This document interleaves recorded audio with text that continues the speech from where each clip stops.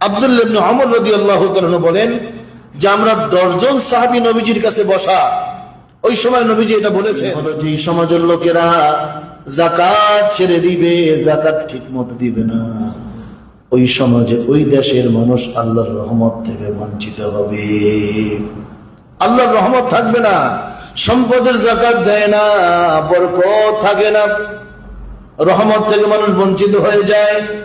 যেই সময় বৃষ্টি হওয়া দরকার তখন বৃষ্টি হয় না, আর যেই সময় বৃষ্টি দরকার না তখন বৃষ্টিতে সব ডুবে যায়, রাস্তায় নৌকা চলে। লক্ষণ ভালো না খারাপ? যখন শীত দরকার শীত পড়ে না, আবার শীত পড়লো এমন শীত মানুষের কষ্ট হয়, গরম পড়লে এমন গরম পড়ে মাখলুকের কষ্ট হয়, ফসলাদি ধ্বংস হয়। এর মানে মানুষ আল্লাহর রহমত থেকে বঞ্চিত হয়ে যায়। কেন? তারা যাকাত ঠিক মতো দেয় না, যাকাত ঠিক মতো দেয় না। এই সমাজে কত লক্ষ লক্ষ মানুষের যাকাত ফরজ, কয়জন হিসাব করে করে যাকাত আদায় করে, কয়জন পাবেন আপনি? বরং যারা দেয় তাদের মধ্যে অধিকাংশ লোকই এমন একটু দেওয়া দরকার দিয়ে দেয়, কিন্তু হিসাব করে করে কত পার্সেন্ট যাকাত আসে, কি পরিমাণ যাকাত আসে এটা হিসাব করে দেয় না। কিভাবে দেয়?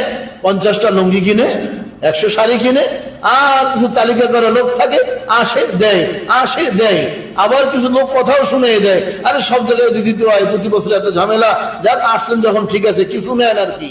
এই সমাজে তো, এই দেশে তো কেনার আগে তো যাকাতের লুঙ্গি হয় না, হয় কেনার পণ্য হবে যেটা আমি যাকাতের জন্য কিনেছি, কিন্তু বিভিন্ন মার্কেটে লেখা থাকে এখানে যাকাতের লুঙ্গি পাওয়া যায়, যাকাতের শাড়ি পাওয়া যায়। এর মানে ওটা শাড়ি না মশারি আন্দাজ করা মুশকিল। কথাটা খুব শক্ত হয়ে গেছে মনে হয়। কম দেন জিনিস, কম, 50টা শাড়ি দরকার না, 20টা দেন, কিন্তু মানসম্মত ভালো। নবীজি বলেন যে এই সমাজের লোকেরা যাকাত ছেড়ে দিবে, ওই সমাজের লোকেরা আল্লাহর রহমত থেকে বঞ্চিত হবে, আল্লাহর রহমত থাকবে না।